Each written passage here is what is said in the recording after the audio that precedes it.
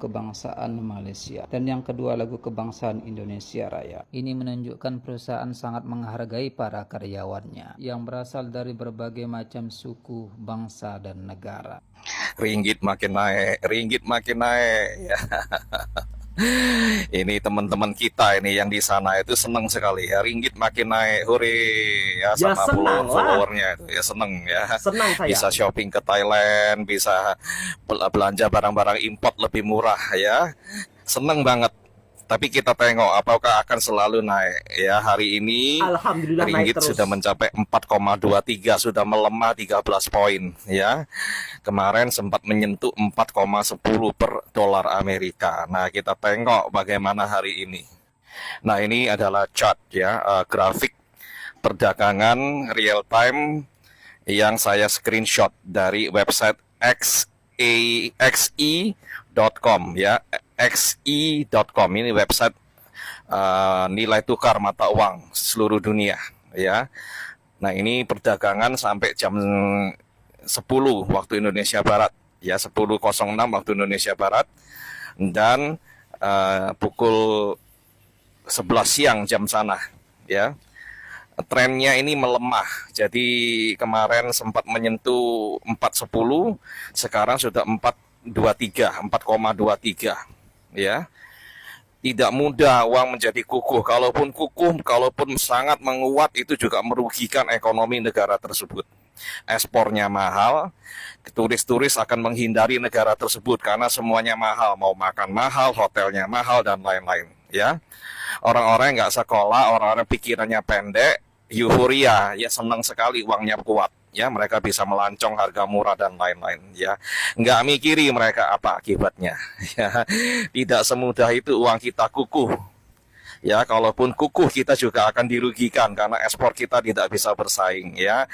Makanya belajar sekolah, belajar yang baik-baik ya, jangan belajar ilmu-ilmu yang tak ada guna. Oke, paham ilmu ekonomi, baru paham, baru mengerti sebab akibat. Terima kasih semua yang merasa konten yang bermanfaat, bagikan, posting, ulang komentar, berikan like. Yang belum follow silakan follow. Katanya konten kamu untuk edukasi, tetapi ucapan-ucapan kamu justru selalu merendahkan orang, mengatakan orang tidak pernah sekolah, mendiskriminasi. Itu sama saja mendiskriminasi loh. Jadi kalau membuat video, sesuailah dengan ucapan.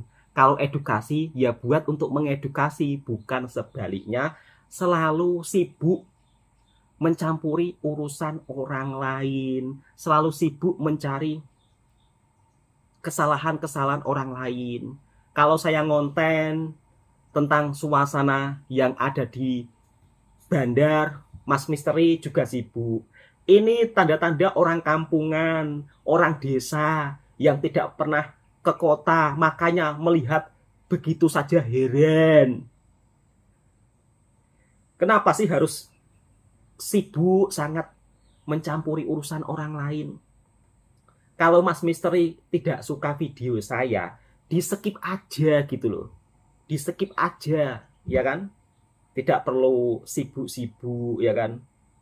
Ini tanda-tanda orang yang kampungan, nggak pernah pergi ke kota. Makanya melihat seperti ini saja di Malaysia sudah heran, nggak pernah pergi ke Jakarta. Tahu-taunya merantau saja. Nggak masalah, Mas Misteri. Cakap sama saya seperti itu nggak masalah. Saya pun juga nggak sakit hati. Memang sesuai fakta, saya orang kampung, ya kan? Kalau saya heran ketika berada di Malaysia, ya nggak masalah, toh nggak suka di skip aja gitu loh. Video ini sebagai bentuk informasi saja, Mas Misteri ya, bukan istilahnya saya membenci Mas Misteri juga enggak, tetapi saya ingin memberikan pesanan kepada Mas Misteri. Kalau buat video, ya kan, kalau buat video tak payah sibuk-sibuk, ya kan, mencampuri urusan orang lain, sampai-sampai mempertanyakan hasil TKI yang ada di Malaysia ini. Bisa kita lihat sendiri sesuai fakta atau tidak, kok sampai segitunya gitu loh. Kemudian kalau ditanya lowongan pekerjaan, jawaban Anda, saya ini bukan agen pekerja, tolong jangan tanya pekerjaan saya, jangan tanya pekerjaan ke saya. Tetapi ketika TKI yang bekerja di Malaysia menunjukkan hasilnya, Mas Misteri marah-marah tak jelas. Kalau TKI yang bekerja di negara lain menunjukkan hasilnya, kemudian membuat video di negara tersebut, juga membanding-bandingkan, diam aja, nggak mau mensetit videonya, atau nggak mau istilahnya membahasnya. Tetapi kalau saya membuat konten di bandar membahasnya, ini contoh orang kampungan, katanya nggak mau mendiskriminasi, tapi kenapa? Ya kan? Kenapa Mas Misteri selalu mendiskriminasi? Ini orang nggak sekolah, belajar ekonomi dulu. Ya kalau saya sekolah pinter ya nggak mungkin jadi TKI di Malaysia. Kalau saya misal kata pandai, ya kan sekolah tinggi, ya nggak mungkin jauh-jauh ke Malaysia. Buat apa kalau saya sekolah tinggi kok jauh-jauh ke Malaysia? Kalau di Indonesia, Mas Misteri, sekelas ijazah SMA saja untuk mencari pekerjaan itu pun sangat sulit. Kita akuilah fakta yang pahit ini.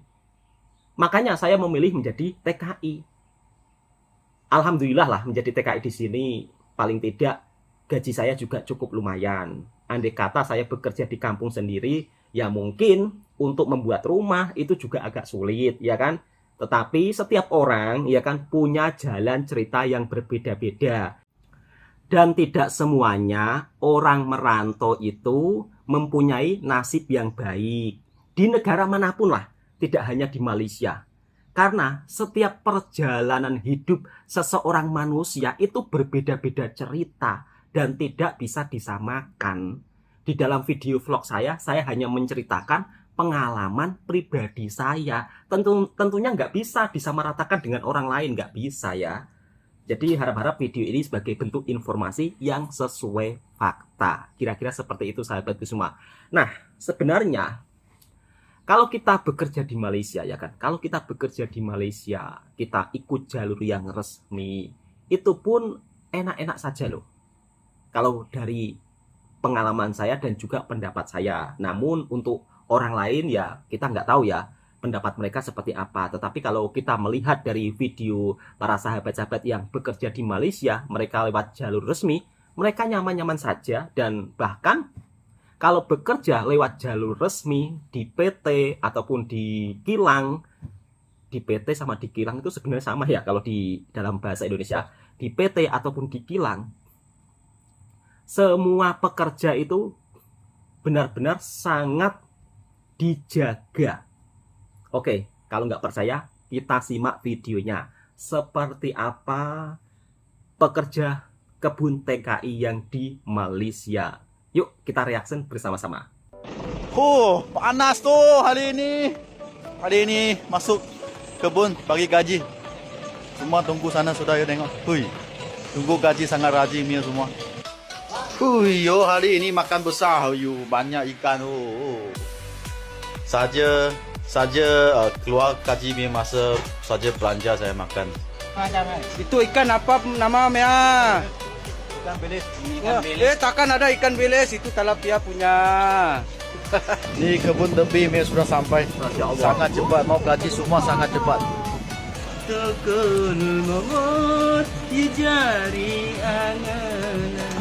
Semua nak Masya macam Allah. satuan nyanyi dulu baru ambil gaji. Kalau sana semua tolak 100 lah. Ini bos mah. Ini Intra dengan tim. Ini Sakwan dengan Zak. Oke. Sangat Emson nih. Guys, hari ini kami mulai bekerja di ladang yang baru. Lokasinya di kawasan Sahabat 32 FGP Gemalapura Lahad Datu. Sebelum menuju ladang kami di briefing terlebih dahulu. Kami berkumpul di sebuah lapangan yang telah disiapkan. Disinilah para pengurus menyampaikan maklumat dan arahan. Para pekerja diminta fokus dan mengutamakan keselamatan. Masya Allah. Setelah briefing selesai kami langsung diantar menuju ke ladang. Pokok-pokok di ladang ini mayoritas pokok rendah. Ada juga pokok yang baru tanam semula. Masa tanam mencapai kurang lebih 2 tahun. Disinilah kami akan bekerja, merawat dan menuai mimpi bersama-sama. Sebagaimana kami merawat dan menjaga pokok-pokok yang ada di Semangat, sini. Mas. Dan akhirnya kami ucapkan selamat berjuang para pekerja FGV. Guys, kalian tahu tidak apa saja yang kami lakukan di lapangan sebelum berangkat menuju ke ladang? Yang pertama, para mandor akan mengecek kehadiran satu persatu para pekerja yang menjadi tanggung jawabnya. Setelah itu, kegiatan dimulai dengan melakukan doa bersama, lalu mengikrarkan 13 tanda-tanda buruh paksa, agar para pekerja mengetahui dan memahami apa saja hak dan kewajibannya. Yang pertama, mengambil kesempatan ke atas golongan rentan. Kedua, penipuan. Ketiga, sekatan pergerakan. Keempat, pengasingan. Kelima, keganasan fisikal dan seksual. Keenam, gertakan dan ugutan. Ketujuh, penahanan dokumen pengenalan diri. Kedelapan, penahanan gaji. Kesembilan, perhambaan hutang. Kesepuluh, keadaan kerja dan tempat tinggal yang tidak memuaskan. Kesebelas, kerja lebih masa yang keterlaluan. Ke-12, buruh kanak-kanak. Dan ke-13, menghormati hak asasi manusia. Ke-13 indikator ini wajib dipahami dan dilaksanakan. Keren. Agar seluruh pekerja yang bekerja di ladang terhindar dari segala hal yang tidak diinginkan. Terima kasih kepada semua pengurus FGV yang telah berkomitmen untuk menjaga keselamatan seluruh pekerja. Semoga FGV makin sukses dan makin berjaya. Guys, semalam hujan turun di kompleks kami cukup deras. Pakaian kerja yang kami gantung di luar menjadi basah. Beruntung di pagi hari suasana kembali cerah, sehingga kami bisa melanjutkan kembali aktivitas. Seperti biasa kami kembali berkumpul di lapangan untuk mendengarkan maklumat dan arahan. Berhubung hari ini adalah hari Senin, kita diminta untuk menyanyikan 2 lagu kebangsaan. Yang pertama lagu kebangsaan Malaysia, dan yang kedua lagu kebangsaan Indonesia Masya Raya. Allah. Ini menunjukkan perusahaan sangat menghargai para karyawannya yang berasal dari berbagai macam suku, bangsa, dan negara. Selepas rokol kami langsung diantar ke ladang. Setiba di ladang kami berjalan beberapa meter untuk sampai ke tujuan. Beberapa menit kemudian kami pun tiba di lokasi. Sebelum memulai aktivitas kami terlebih dahulu melakukan persiapan, mengasah mata pahat supaya terasa lebih tajam, dan tentunya tidak lupa menyeruput beberapa cangkir kopi. Kopi dulu, agar Mas. pokok dan tandan sayur terlihat lebih terang, dan saat bekerja pun pikiran akan terasa lebih tenang. Banyak orang yang bilang bisa kerja di luar negeri itu adalah sebuah privilege. Yap, betul. Aku juga bisa kerja di Malaysia awalnya karena aku tentunya punya privilege. Dan privilege yang aku punya pada saat itu karena aku memiliki banyak sekali keterbatasan, jadi aku nggak punya pilihan lain selain aku harus bekerja, bisa menghidupin aku dan keluargaku. Dan waktu itu dari segala ketidakcukupanku, karena itulah aku cari kerja terus di Malaysia setiap hari, nggak pernah berhenti. Dari tahun 2019 aku keterimanya baru tahun 2020. Itu aku bukan yang sekali apply langsung keterima atau langsung dapat interview, itu udah apply mungkin yang ke puluhan kalinya baru finally dapat interview dan keterima. Justru karena berketidakcukupan, aku memiliki banyak keterbatasan, nggak ada pilihan lain, maka dari itu aku mencari cara gimana sih caranya supaya bisa kerja jadi orang sukses suatu hari. Jadi buat kamu yang masih belum dapat kerja di Malaysia, itu jangan nyerah hanya dengan satu kali apply, harus sering-sering cari di LinkedIn ataupun Jobstreet dan cari company yang memang lagi hire orang Indonesia. Jadi semangat para pencari kerja, disitulah sebenarnya privilege yang kita punya untuk bekerja lebih giat lagi supaya nanti pada suatu hari kita bisa jadi orang sukses dan yang paling penting orang yang berguna buat orang lain. Ini dia alasanku kenapa aku bisa betah tinggal di Malaysia. Kenapa, sampai Mbak? 6 tahun.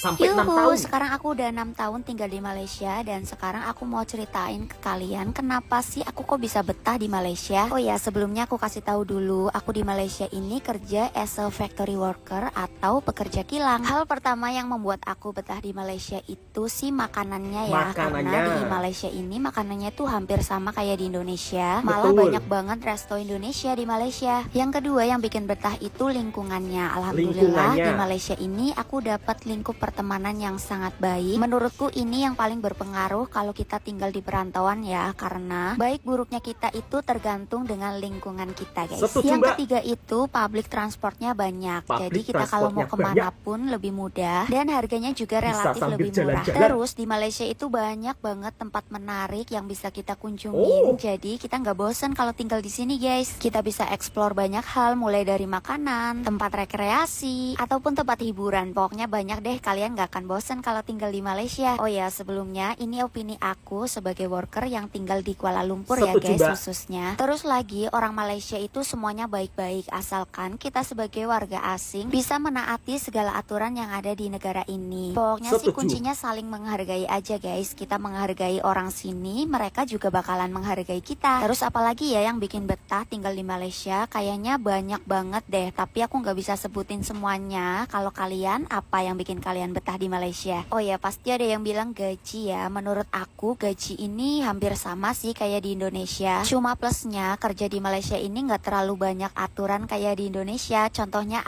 mata aku tuh minus. Kalau di Indonesia nggak bakalan bisa keterima guys kerja di pabrik. Tapi di Malaysia ini masih bisa menerima pekerja dengan mata yang minus. Terus tingginya nggak harus 150 lebih. Dan lagi kerja di sini itu banyak banget fasilitas yang aku dapatkan. Kapan-kapan aku jelasin ya fasilitas apa aja yang aku dapatkan selama bekerja di Malaysia. Oh ya, by the way, ini tuh videonya random semua, jadi nggak nyambung banget sama apa yang aku ceritakan di video ini. So, terima kasih sudah menonton.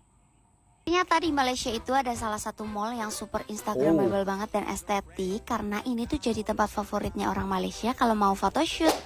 Yuhu, ayo kita ke jalan-jalan. Nah, ini perjalanannya dimulai dari Pasar Seni. Tadi itu aku naik bus dari hostel, terus turun di Pasar Seni guys. Sebelumnya kita isi touch and go dulu karena udah habis. Nah, kita tuh mau naik MRT. Selesai isi, terus langsung aja kita touch. Terus habis itu kita turun ke bawah karena MRT itu di bawah. Terus tiba-tiba kita udah sampai TRX dan mau pindah kereta Line Kuning yang tujuan ke Putrajaya. Oh iya, by the way, dari Pasar Seni tadi itu kita naik kereta yang Line Hijau tujuan Kajang Sungai Buloh, kalian tahu kan? Terus kita berhenti di TRX. Nah, sampai TRX terus kita pindah ke Line Kuning tujuan Putrajaya ini. Jadi kalian jangan bingung ya. Nah, ini udah sampai di Cyberjaya, kita langsung turun aja terus naik Grab menuju ke Tamarin Square. Nah, aku sendiri baru pernah dan baru tahu kalau ada mall Tamarin Square ini guys. Ternyata tempatnya tuh unik banget. Jadi konsepnya tuh semi outdoor gitu. Banyak tanaman hijau dan taman-taman, jadi tetap sejuk walaupun tanpa aircon. Di sini ada berbagai macam store dan juga cafe lucu dan estetik. Tentunya ini yang jadi salah satu daya tarik dari tempat ini karena tempatnya emang estetik banget dan setiap sudutnya itu bisa buat foto-foto. Kebetulan ini tuh lagi ada acara di sebuah gedung yang ada di sini. Acaranya tuh pernikahan dan temanya itu warna ungu muda atau lilac, lucu banget ya. Di sini kita sempat keliling ke banyak tempat tapi nggak aku record dan akhirnya karena udah makan aku beli hot and roll. Aku pesen rasa pizza beef terus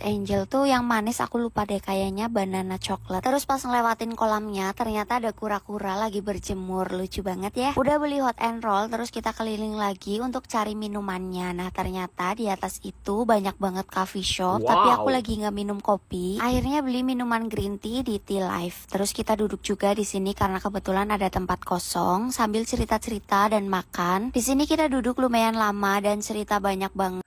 Pada faktanya, kita bisa melihat sendiri cerita dari para TKI yang bekerja di Malaysia, dari mulai sektor perkebunan, sektor kilang. Mereka juga sangat nyaman dan bahagia ketika bekerja di Malaysia.